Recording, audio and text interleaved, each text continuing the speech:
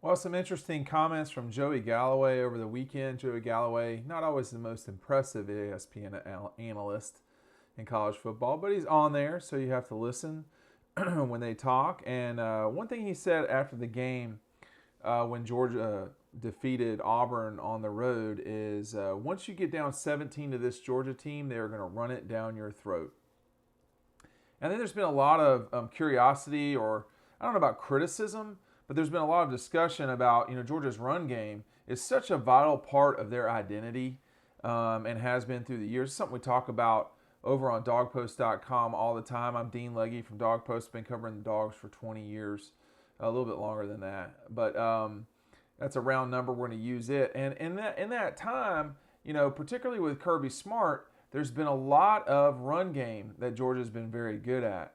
And although this team currently seems like it's more built for passing attack, all of the passing guys are hurt.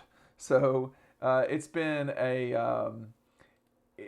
one of those seasons where it's gone a little bit like we suspected, but maybe we've not gotten there the way that we thought. But when you look at Georgia's run game,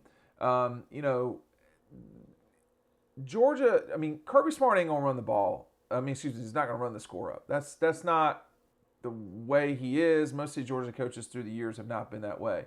But from really the Carolina game on, but a little bit Clemson too, you saw where Georgia really just took over late in games with run game. And the last three games they just don't lie, particularly Arkansas. But against Auburn at the end of the game, they were running at will. That final run from Zamir White to score a touchdown, that really was a great run from Zamir, a player people don't hear from a lot. He's not very vocal, but I can assure you he pumps a lot of red and black blood through his body.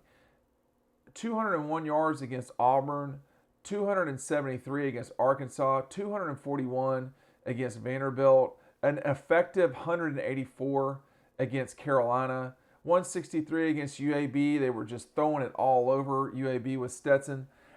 They are going to run it right down your throat if they have the ability to. And, we're coming up in a game here with Kentucky here in about a few days where if this Kentucky team can't stop the Georgia run, they will get blown out. Now, it's going to be a slow blowout. It's not going to be like the Vanderbilt game or maybe the Arkansas game, but it's going to be just like the Auburn game where they're just going to suffocate you. And the other real issue for other teams is they're having a very hard time running against Georgia. So it becomes complicated to effectively stay on the field. If you're not running effectively, you're not going to stick around. And there's only one team this season that has over 100 yards rushing against the Dogs, and that was UAB. And they did effectively rush. Now, they ran the ball okay, 36 for 127. That's not the end of the world. The longest run against Georgia the entire season is a 23-yarder that came in that game.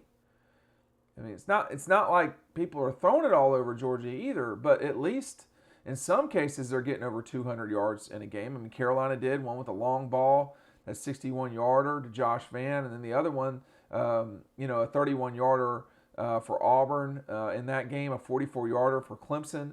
But Auburn threw the most with 272 this entire season, and then Carolina, and then Clemson. Clemson with the third most throwing yards at 178.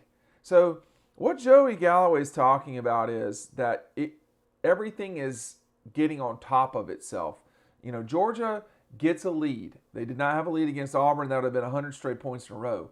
But they get a lead. And once they get a lead on you, it's hard to consistently drive on these guys. And as I just pointed out, the biggest play of the season, a 61-yarder for Carolina, which was a great throwing catch from the third or fourth string quarterback to Josh Vann, a very good receiver.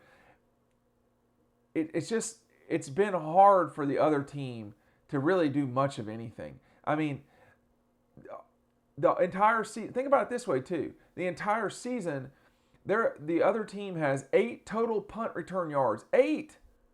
That's it. 10 for Arkansas in a game and -2 for UAB. Auburn, there's only been 3 attempted punt returns. Like what's happening is people aren't even having an opportunity to score on times other than when the defense is on the field. So maybe you could do it in special teams. You get very few kickoff returns.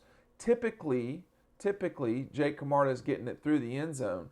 And the times he's not, there's such hang time, it's just stupid to take it out, frankly. So, this team's not unbeatable. They're not a team, that has no weaknesses. That's not, that's just not really reality in today's college football, I don't think. But, you're going to have more productive drives than we have seen this season. Now, Auburn drove it a little bit against Georgia.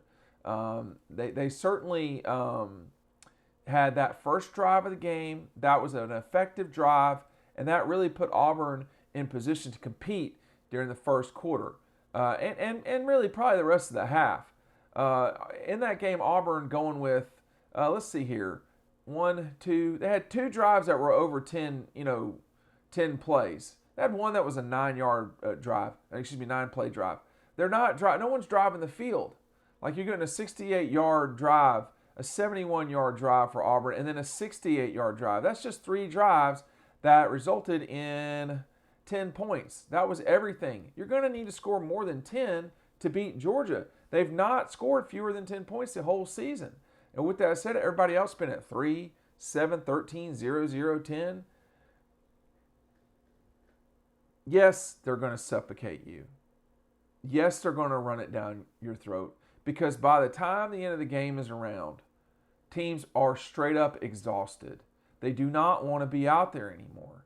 When you look at this drive, the last 3 drives for the Georgia offense against Auburn, okay, 10 plays, I'll do 3 of the last 4. 10 plays, 42 yards. That was coming out of the half. They missed the field goal. And then there was the 10 play 71-yard drive, field goal. 10 play 64 drive, touchdown. I mean, they closed the game with a 10 play 30-yard drive where they didn't convert on a 4th down where Auburn had called a timeout. And they took a deep shot to the end zone. So you can see what's coming in the 3rd quarter and the 4th quarter if Georgia has any sort of, if they have any lead at all, and maybe even if they don't, this is their pattern. Would you really want to defend against them 40 plays and very possibly this is without the quick strike. I mean, you got to keep in mind they had that long touchdown to Ladd McConkey. That was 1 play for 60 yards. Stetson Bennett had way too much time back there. Way too much time. This team is balanced.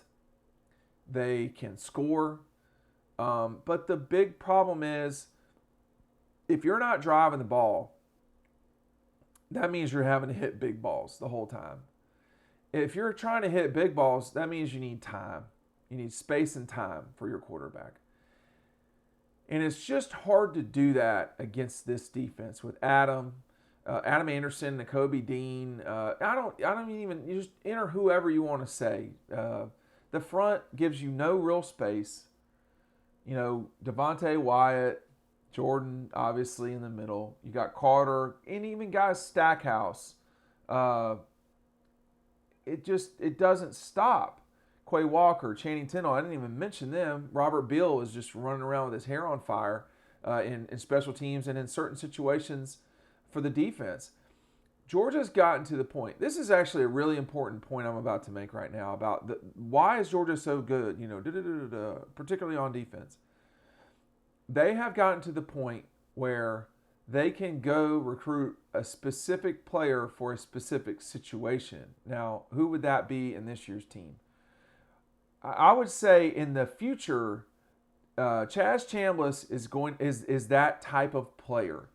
He is sort of a 3rd down linebacker, and he can come in and rush the passer on 3rd down. That's what Adam Anderson was, and now that's what Adam Anderson is now too. But it's gotten to the point where they're not just filling linebackers; they're filling linebackers when they recruit for specific situations. That's what everybody's going to be dealing with from this Georgia team from here on out. It's not a lot of fun. So Kentucky is going to have to drive the ball, and they're also going to have to hit big balls. They're going to have to play better than they have these last 6 games. They played okay against the Gators. They're tough. But they're going to have to play better just during a game, because this game might not be close, and they're going to have to get it back to being close if it isn't. That's the real challenge for dealing with Georgia. And it's not just Kentucky. It's going to be the Gators, Tennessee, Tech, Alabama, OU, Ohio State, Oregon, Texas. Whoever winds up in the playoff probably with Georgia is going to have to deal with the problems that you deal with when you got to deal with these guys. I said deal 3 times in 10 seconds. Can you do that? You'd better drive the ball. You'd better have a consistent run game. You'd better have a quarterback who can deliver in the pocket. Or it's going to be like Joey Galloway correctly said, and he doesn't always correctly say things. Once you get down 17 to this Georgia team, they're going to run it down your throat. It may be that Georgia's just been up 17 and they've run it down people's throats. It may be that if they're down 3 in the 3rd or 4th, they still run it down people's throats. That may just be what their close is. And I was talking about Chaz Chambliss being a very specific type of player. Kendall Milton right now is their closer. It's just a lot of Kendall and Zamir to close these games. I know personally I would not like to tackle either of those 2 guys. I certainly would not like to tackle them in the 4th quarter. We'll see you over on the website, dogpost.com.